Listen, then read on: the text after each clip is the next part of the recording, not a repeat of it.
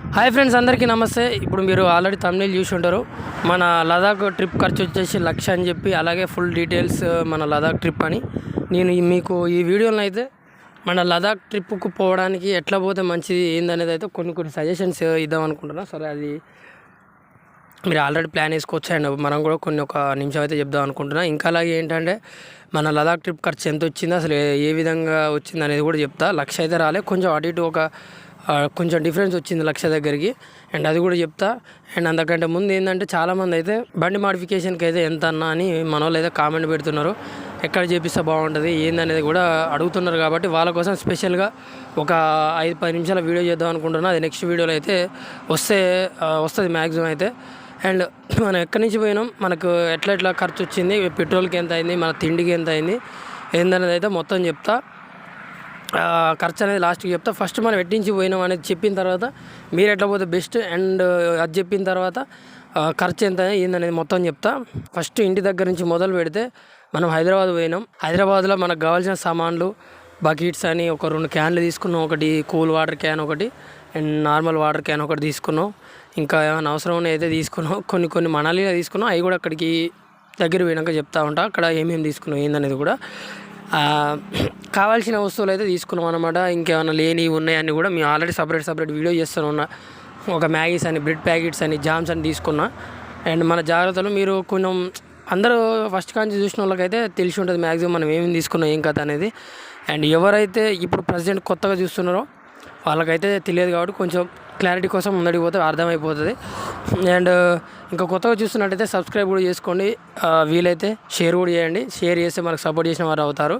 And అలాగే direct Hyderabad నుంచి నాగపూర్, ఆ తర్వాత డైరెక్ట్ ఢిల్లీ నుంచి చండీగఢ్ నుంచి కుల్లు మనాలి రూట్లో అయితే వెళ్ళాం హిమాచల్ ప్రదేశ్కి.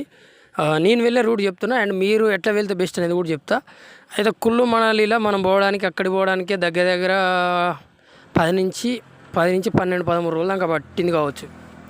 అండ్ అక్కడ చూసుకొని మనాలిలో ఒకరోజు పోయి అక్కడ వెయిట్ చేసి ఒకరోజు షాపింగ్ చేసి మళ్ళీ బయలుదేరాం. ఆ షాపింగ్ చేసిన దాంట్లో 8,000 చిల్లర ఏమో ఖర్చు వచ్చింది. చెద్దర్లు అయితే ఇవన్నీ తీసుకున్నాం కదా, చాలా ఎక్కువ అయిపోయింది ఆడ ప్రైస్. చాలా అంటే చాలా, కొంచెం డబల్కు కొంచెం తక్కువ అనుకోండి ఇక అటు ఇటు. అది కూడా క్లారిటీగా, ఎందుకంటే అక్కడికి పోతే ఖచ్చితంగా ప్రైస్ ఎక్కువ ఉంటాయి, ఘాట్ సెక్షన్ ఉన్న ఏరియా కాబట్టి. మనాలి నుంచి బయలుదేరిన తర్వాత పదుం దగ్గరికి పోయినాం మనం. దార్చా దగ్గర పోయాం. దార్చా చెక్ పోస్ట్ పోయిన తర్వాత అక్కడ పోలీసులు ఏమన్నారంటే, ఈరోజు మీరు పోయే రూటు ఇటు నుంచి ఏంటంటే బారాలాచల అని ఉంటుంది. ఆ బారాలాచల రూట్ కానించి మనకు స్నోఫాల్ బాగా పడడం వల్ల 4x4 వెహికల్స్ని పంపించారు అనమాట. అండ్ మనది ఓన్లీ 2 కాబట్టి మన వెహికల్ని పంపించలేదు, పర్మిషన్ లేదన్నారు. అయితే మనం వచ్చిన రూటు పదం జాన్స్కార్ రోడ్డు. చాలా ఘోరమైన రోడ్డు, అంటే అతి ఘోరమైన రోడ్డు. అసలు ఏంటంటే అసలు మన బండి పోదా అనే డౌట్లో పోయినాం. అసలు పోయింది బండి అయితే అసలు సింపుల్గా, కానీ అసలు బతుకుతామా, అసలు ఏంద్రా నాయన బండి పోతుందా, ఇల్లు ఇరుక్కొని చావాలా అనే పరిస్థితి కూడా ఆలోచించేంత పరిస్థితిలోకి కూడా పోయినాం. కాబట్టి మీరు ఆ రూట్లో వీడియో చూసిన వాళ్ళు అయితే మ్యాక్సిమం ఆ రూట్లో అయితే పోరు, కానీ అడ్వెంచర్ చేయాలి ఏం కాదు అని అనుకొని 4x4 వెహికల్ అయితే మాత్రం పోవచ్చు, సింపుల్గా పోవచ్చు. ఆ రూట్లో అయితే మొత్తం మంచు కొండలు, మంచు పడుకుంటా, అది మొత్తం బురద రోడ్లు, ఇదే వారం అంతా. అండ్ ఆ రూట్లో అయితే పోయినా. దార్చా చెక్ పోస్ట్ దగ్గర ఏమైందంటే, నేను పోయేసరికి దార్చా చెక్ పోస్ట్ దగ్గరికి 12-12:30 అట్లా అయిందన్నమాట. అప్పటికి వెహికల్స్ ఆపిరు అనమాట. అంటే పోకుండా రేపు అంటే వన్ సైడ్ రూట్ ఉంటుంది అన్నమాట. పదం జాన్స్కార్ రూట్ నుంచి, అంటే మనకు బారాలాచల రూట్ నుంచి మనకు బాగా స్నోఫాల్ పడుతుంది కాబట్టి ఆపేయడం వల్ల మనం పదం జాన్స్కార్ రూట్ చూసుకున్నాం. కాబట్టి ఆ రూట్ అనేది ఎట్లుంటుంది అంటే వన్ వే రూట్. ఒకరోజు వన్ వే, ఇంకో రోజు ఇంకో వేకి అనమాట. మనం ఈరోజు ఇక్కడ నుంచి అటు సైడ్ పోతాం, అటు సైడ్ నుంచి ఒకరోజు ఇటు సైడ్ వస్తాయి అనమాట. అందుకే ఒకరోజు స్టాప్ ఉంటుంది. అయితే మనం పోయే టైంకి మనం పోయే రూటే. అయితే వాళ్ళు ఆగాగంటే నేను బతిలాడి, నైట్ అవుతుంది కదా బాబు, ఆ రూట్ మొత్తం కొంచెం బాగా ఇబ్బంది ఉంటుంది, మంచి రోడ్డు, మంచి పడుతూ ఉంటుంది, మనం వెహికల్స్ కూడా పోవు, చాలా వాటర్ పోతూ ఉంటాయి, బండ్లు కొట్టుకుపోయి దిగబడుతూ ఉంటాయి, ఇబ్బంది అవుతుంది అని చెప్పినా కూడా మనం నైటే వచ్చేసినాం. ఆల్రెడీ మీరు జాన్స్కార్ రూట్, భయంకరమైన జాన్స్కార్ రూట్ అని చెప్పి మనం ఆల్రెడీ వీడియోలు చేసినాం, మీరు చూసి ఉంటారు మ్యాక్సిమం. అయితే ఏంటంటే ఈ పదం జాన్స్కార్ రూట్ అనేది చాలా అడ్వెంచరస్గా ఉంటుంది, ఇబ్బందిగా ఉంటుంది. అయినా కూడా ఆ రూట్ల నుంచి వెళ్ళి ఆ పదం జాన్స్కార్ రోడ్ దగ్గర ఆగి అక్కడ సిమ్ తీసుకున్నాం మనం. ఇదైతే మెయిన్ గుర్తుపెట్టుకోవాలి మీరు. అండ్ ఇక్కడికి లేకు ఎంటర్ అవుతున్నాం అంటే ఖచ్చితంగా, లదాఖ్లోకి ఎంటర్ అవుతున్నాం అంటే ఖచ్చితంగా జమ్మూలో కూడా అనుకుంటా, జమ్మూ కాశ్మీర్ అండ్ లదాఖ్లో రెండిట్లో ఖచ్చితంగా మెయిన్ మనం సిమ్ తీసుకొనే పోవాలి. ఇప్పుడు మన తెలంగాణ, నాది ఇప్పుడు నా తెలంగాణ ఉదాహరణకి, నేను తెలంగాణలోనే పోస్ట్ పెయిడ్ సిమ్ తీసుకొని పోవాలి, అట్లయితేనే నడుస్తుంది. ప్రీపెయిడ్ సిమ్ తీసుకొని పోతే అక్కడ పోయేసరికి సిగ్నల్ ఉండదు. నేను ఆల్రెడీ నా సిమ్ పని చేయట్లేదు అని పెడితే ఒకళ్ళు కామెంట్ పెట్టారు, ఏ మామూలు ఎడ్డోలని చేస్తున్నావు, ఆ సిమ్ ఎందుకు పని చేయదు అది అని. ఒకసారి అడిగి పోయి చూస్తే అర్థమవుతుంది బ్రదర్, ఎందుకంటే అడిగి పోయినా కాబట్టి నా సిమ్ పని చేయలేదు కాబట్టి చెప్పిన పని చేయలేదని. కాబట్టి ఎవరైనా కూడా ఆడికి లదాఖ్ కానీ జమ్మూ కాశ్మీర్ కానీ పోవాలనుకున్న వాళ్ళు మన లోకల్లోనే పోస్ట్ పెయిడ్ సిమ్ తీసుకొని పోరి ఫస్ట్. అండ్ అదైతే మెయిన్. అండ్ ఆ తర్వాత ఇంకోటి కుల్లు మనాలి ఈ రూట్లో పోతూ ఉంటారు కదా, ఇవైతే మీకు తర్వాత చెప్తే ఏమేమి తీసుకుపోవాలనేది. అండ్ సిమ్ తీసుకున్నాం, ఆ తర్వాత లేక్ పోయినాం, లే పర్మిషన్ తీసుకున్నాం అనమాట. దానికి వచ్చేసి 1500 2000 దాకా అయినా 1800 అయినాయి కావచ్చు. అండ్ లేలో ఇదంతా తిరిగి లేక్ పోయి లే నుంచి డైరెక్ట్ కల్సర్ తర్వాత ఇంకా తాంగ్ లాస్ట్ విలేజ్ పాకిస్తాన్ ఉంటుంది కదా ఆ రూట్లో. అండ్ డిస్కిట్ అయితే ఏంది ఇవన్నీ చూసుకొని మళ్ళీ హాట్ వాటర్ అని చెప్పి హాట్ వాటర్ చూసుకొని ఇంక ఇటు నుంచి స్ట్రైట్గా వచ్చేసి ఇంకా ఏమున్నాయి డైరెక్ట్ ప్యాంగాంగ్ వెళ్ళాం. ప్యాంగాంగ్ నుంచి world's highest motorable road and second world's highest motorable road లే దగ్గర చూసుకున్నాం. అట్టించాడు స్లోగా కార్గిల్కి వచ్చేసినాం, మళ్ళీ లేకి వచ్చేసినాం. లే తర్వాత కార్గిల్కి వెళ్ళాం. కార్గిల్లో చూసుకున్నాం, కార్గిల్ వార్ మెమోరియల్ అయితే ఏంది. అండ్ ఇవైతే చూసుకున్నాం. ఆల్రెడీ మీకు ఇవన్నీ వీడియోలు చూసిన వాళ్ళకి అర్థమైన వాళ్ళే. అండ్ అట్నుంచి అటు నిమ్మలంగా కాశ్మీర్లోకి ఎంటర్ అయినాం. కాశ్మీర్ తర్వాత జమ్మూలోకి ఎంటర్ అయినాం. డైరెక్ట్ పంజాబ్లోకి ఎంటర్ అయిపోయినాం. పంజాబ్లోకి ఎంటర్ అయ్యి అమృత్సర్ తర్వాత చూసుకున్నాం. ఫస్ట్ వచ్చేసి వాఘా బార్డర్ చూసుకొని అక్కడ పాకిస్తాన్ అదంతా చూసుకున్న తర్వాత నెక్స్ట్ అమృత్సర్ చూసుకొని, అమృత్సర్ తర్వాత బతిండా అని చెప్పి మనము గురుదీప్ వాళ్ళ ఇంటికి పోయి అవి చూసుకొని నెక్స్ట్ అయితే డైరెక్ట్ మళ్ళీ రిటర్న్ అయితే వచ్చేసినాం. అయితే దగ్గర మనకు ఈ ఎన్ని కిలోమీటర్లు వచ్చిందంటే ఇదంతా తిరగడం వల్ల మనకు 10,000 కిలోమీటర్ దగ్గరకు వచ్చినాం. మనమైతే 9,500 ఆ మార్జిన్లో మనమైతే తిరిగినాం అనుకుంటాం. మొత్తం ఇంటి దగ్గర నుంచి స్టార్ట్ అయ్యి మళ్ళీ ఇంటికి వచ్చే టైం వరకు ఆ మార్జిన్ దాకా అయితే వచ్చినాం. అయితే ఆ మార్జిన్లో వచ్చేసి ఏంటంటే చెప్తా, ఈ ఖర్చులు చెప్తా లాస్ట్కి. అండ్ ఈ విధంగానైతే మనం చూసుకొని వచ్చినాం. అండ్ నా విధంగానే పోవాలనుకుంటే మాత్రం అడ్వెంచర్ చేయాలి, ఏం కాదు 4x4 వెహికల్ అని అనుకుంటే మాత్రం మంచిగా ఉంటుంది అడ్వెంచరు. మంచు కొండల మధ్య నుంచి పోవచ్చు అండ్ బండ్లు దిగబడతా ఉంటాయి అడ్వెంచర్గా. చాలా చూడని ఎవరు కూడా మ్యాక్సిమం ఆ రూట్ ఎంచుకోరన్నమాట. అండ్ ఎంచుకొని పోవాలనుకొని అడ్వెంచర్ చేయాలనుకుంటే ఆ రూట్లో వెళ్ళండి. అండ్ కాదు సింపుల్గా పోవాలి అని అనుకున్న వాళ్ళకు ఇప్పుడు నేను చెప్పేది అన్నమాట, డైరెక్ట్ హైదరాబాద్ మ్యాక్సిమం మన తెలంగాణ కానీ ఆంధ్ర వాళ్ళు కానీ మ్యాక్సిమం ఇట్లా పోతారు అన్నమాట. పోయే ముందే మీరు ఏం చేయాలంటే లోకల్లో సిమ్ తీసుకోండి ఫస్ట్. అండ్ లదాఖ్ సపరేట్ పోవాలనుకుంటే మాత్రం అడ్వెంచర్గా చేయాలి. లదాఖ్ పోవాలంటే నేను పోయిన రూట్లో వెళ్ళండి డైరెక్ట్ లదాఖ్కి.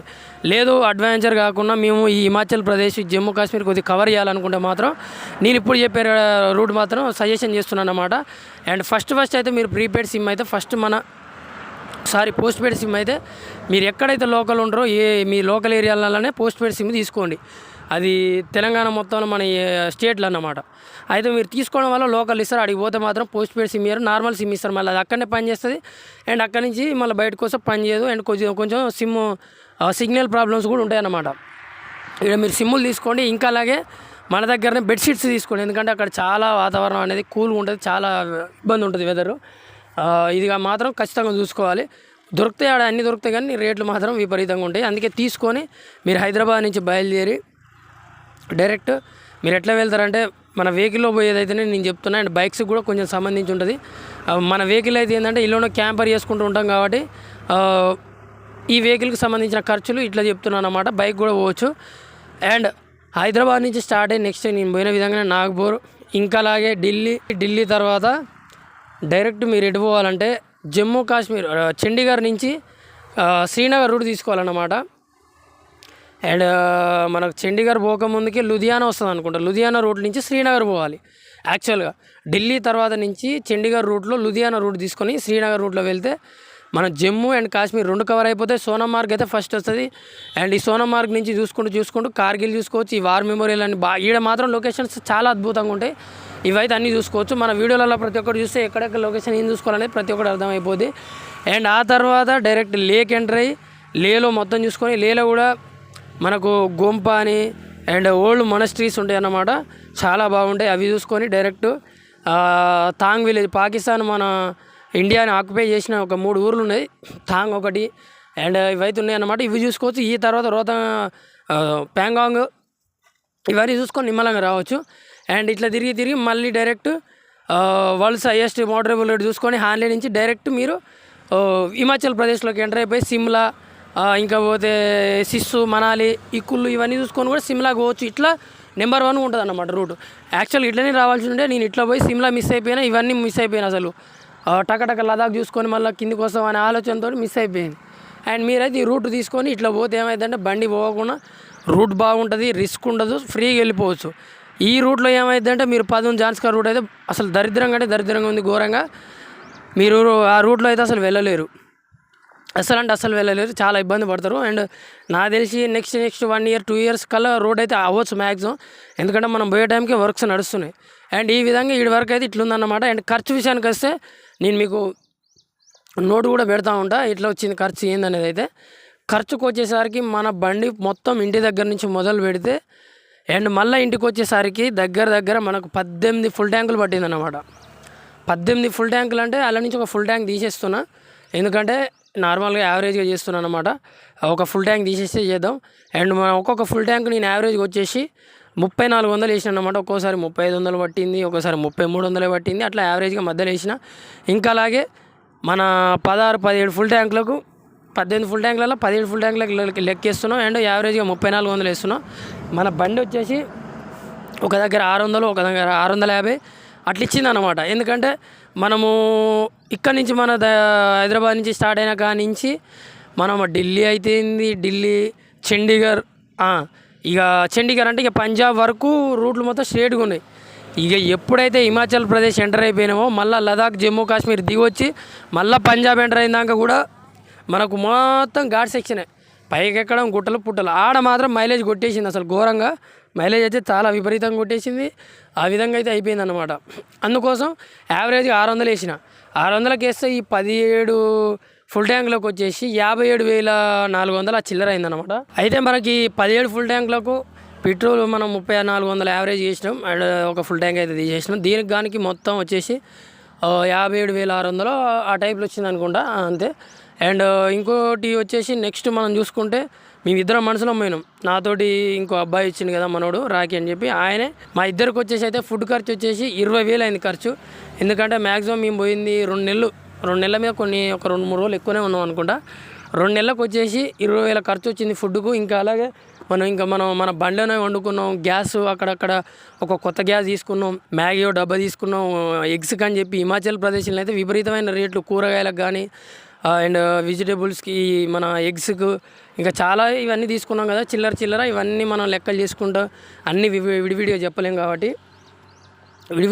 కాబట్టి ఈ విధంగానైతే అయింది. అండ్ మాకైతే 20,000 ఖర్చు వచ్చింది ఇద్దరికి కలిపి. అండ్ అలాగే మాకు మనాలిలో ముఖ్యంగా బెడ్షీట్స్ తీసుకుపోవాలి, అది మా ఎఫెక్ట్. బెడ్షీట్స్ తీసుకుపోయినాం కానీ మనాలికి పోయేసరికి ఆ ఖర్చు అనేది ఎట్లుందంటే డబల్ ఖర్చు. అండ్ మాకు బెడ్షీట్స్ కానీ ఇవన్నీ కానీ తట్టుకోలేకపోయినా ఆ చలికి అవి సరిపోలేదన్నమాట. అండ్ మధ్యలో వచ్చేటప్పుడు ఒక 800 ఏదో పెట్టి ఒక చెద్దరు తీసుకున్నాం. అండ్ మనాలి పోయిన తర్వాత పెద్ద బెడ్షీట్ ఒకటి, అండ్ ఇంకా అలాగే మాకు స్వెటర్స్ అయితేంది, అండ్ షూసెస్ అయితేంది, అండ్ గ్లౌజెస్ ఇవన్నీ కూడా తీసుకున్నాం. కాబట్టి వాటికి వచ్చేసి 8,600 దాకా వాటికి ఖర్చు అయిపోయినాయి. అండ్ ఇంకా మనకు టోల్ గేట్లకు చూసుకుంటే, అండ్ మనం స్టార్ట్ అయిన కాడి నుంచి ఒక్కొక్క దగ్గర ఒక్కొక్క విధంగా ఉన్నాయి టోల్ గేట్స్. ఢిల్లీ హైవే ఎక్కితే ఒక రేటు పడుతున్నాయి టోల్ గేటు, ఒక దగ్గర 85 రూపాయలు, ఒక దగ్గర 75 రూపాయలు, ఆ విధంగా పడుతున్నాయి అసలు. అండ్ మొత్తం వీటికి మనం 9,500 కిలోమీటర్లకు కానీ వచ్చేసి 8,000 దాకా టోల్ గేట్ ప్రైజెసే పడ్డాయి.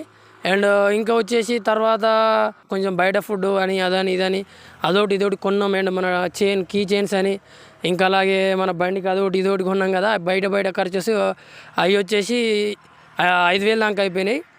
అండ్ మన ఖర్చు అయితే మొత్తానికి మన పెట్రోల్కు 57,600 దాకా అయినట్టుంది. మనాలిలో ఖర్చు వచ్చేసి 8,500. ఇంకా మన టోల్ గేట్లకు వచ్చేసి 8,000 అనుకుంటా. ఇంకా మా ఫుడ్ ఖర్చు 20,000. ఇంకా అలాగే బయట ఖర్చులు వచ్చేసి 5,000 దాకానే. మొత్తం నాకు తెలిసి యావరేజ్గా అటు ఇటు 99,400, 99,500 దాకానే. అండ్ పైన 500 అయితే తీసేస్తే మన ఖర్చు వచ్చేసి మొత్తం టోటల్గా 99,000 అన్నమాట. అండ్ ఈ లదాఖ్ ట్రిప్ ఇంటి దగ్గర నుంచి మధ్యలో క్యాన్లు కొనుక్కోవడం అని, మా ఖర్చు అని, మనాలిలో కొద్దిగా ఎక్కువ అయిపోయినాయి. ఆడ 10,000 దాకా 8,500 దాకా అయినాయి కదా అవి. అండ్ ఇంకా అలాగే ఆడ ఈడ టికెట్లని లే పర్మిషన్ తీసుకున్నాం. అండ్ మీరు కూడా లేలో మాత్రం ఖచ్చితంగా పర్మిషన్ ముందే తీసుకోవాలి. ఆన్లైన్లో తీసుకోవచ్చు. అది మనం ఎన్ని రోజులు ఉంటాం అనే దాన్ని బట్టి ప్రైస్ అవుతూ ఉంటుంది. 1,000-1,100 దాకా కూడా అవుతుంది. మనం 5 రోజులు ఉంటే 1,000 కంటే తక్కువనే కావచ్చు ఒక మనిషికి. అండ్ ఇద్దరికైతే కొద్దిగా అట్లా పడుతూ ఉంటుంది. ఇంకా సిమ్ మాత్రం ప్రీపెయిడ్ సిమ్, ఈ రెండు అయితే జాగ్రత్తగా ఉంచుకోవాలి మీరు. ఈ ప్రీపెయిడ్ సిమ్ తీసుకుంటే ఎక్కడికి పోయినా నడుస్తుంది. జమ్మూ కాశ్మీర్లో ఇంకా అలాగే లదాఖ్లో ప్రీపెయిడ్ అంటున్నా, పోస్ట్ పెయిడ్ సిమ్ ఇవైతే ఖచ్చితంగా మీరు జాగ్రత్తగా ఈ రెండు ఉండాలి. అండ్ బెడ్షీట్స్ అయితే మెయిన్గా ఉండాలి. అండ్ ఫుడ్ కానీ గ్యాసెస్ కూడా ఏంటంటే మన ఇంటి దగ్గర పెట్టుకునే గ్యాసెస్ ఉంటాయి కదా, పెద్ద పెద్ద సిలిండర్స్, అట్లాంటివి అయితే నింపేటోళ్ళు ఉంటారు జమ్మూ కాశ్మీర్లో కానీ లదాఖ్లో కానీ. అదే వేరే సిలిండర్స్ కొంచెం మన ఇంటి దగ్గర కాకుండా వెరైటీ క్యాప్స్ ఉంటాయి అన్నమాట, అవి అయితే మాత్రం నింపట్లేరు, ఎందుకంటే పర్మిషన్ ఉండదంట అక్కడ. ఆ విధంగా ఇవి కూడా చూసుకోండి. ఇంకా ఈ ఇబ్బందులు అయితే ఉన్నాయి, బెడ్షీట్స్ కానీ గ్యాస్ సిలిండర్స్ కానీ ఇవైతే కొంచెం చూసుకోండి.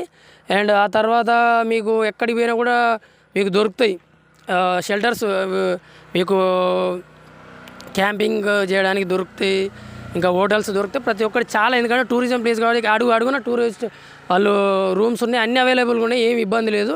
కాకపోతే ఒక్కొక్క దగ్గర ఒక్కొక్క ప్రైస్ కొంచెం తక్కువలు ఎక్కువలు అవుతూ ఉంటాయి, అవి చూసుకోవాలి. అండ్ బెడ్షీట్స్ అయితే మెయిన్ ముఖ్యం, అవి తీసుకోవాలి. స్వెటర్స్ జాగ్రత్తగా ఉండాలి. అండ్ గ్లౌజెస్ కూడా ఇవైతే తీసుకొని పోండి. మనకైన ఖర్చు అయితే ఇవి అన్నమాట. అండ్ ఈ వీడియో మీకు ఇన్ఫర్మేషన్ మీకు అందించినని ఈ వీడియోలో నేను అనుకుంటున్నా. అండ్ 99,000 వరకు అయితే యావరేజ్గా మన ఖర్చు అయితే అయింది. అండ్ కొంచెం తక్కువనే అయ్యేది, కానీ మనకు కొంచెం మైలేజ్ కొద్దిగా అటు ఇటు కావడం వల్ల ఆ ఘాట్ సెక్షన్లల్లో అదొక్కటి అయిపోయిందన్నమాట. ఇవైతే చూసుకున్నాం. అండ్ ఈ వీడియోలో ఇంకేమైనా ఇన్ఫర్మేషన్ కావాలంటే చూద్దాం, ఇంకేమైనా కావాలంటే కూడా కామెంట్ చేయండి, నెక్స్ట్ వీడియోలో చెప్పడానికి ట్రై చేస్తా. అండ్ అలాగే మన మాడిఫికేషన్ వీడియో, ఇంకా అలాగే నెక్స్ట్ మన యూట్యూబ్ ఇన్కమ్ ఎంతో కూడా నెక్స్ట్ వీడియోలో చెప్పబోతున్నా. అండ్ ఇంకేమైనా డౌట్స్ ఉంటే కూడా కామెంట్ చేయండి. వీడియో నచ్చితే లైక్ చేస్తారని కోరుకుంటూ మళ్ళీ మరొక వీడియోతో మళ్ళీ కలుస్తా.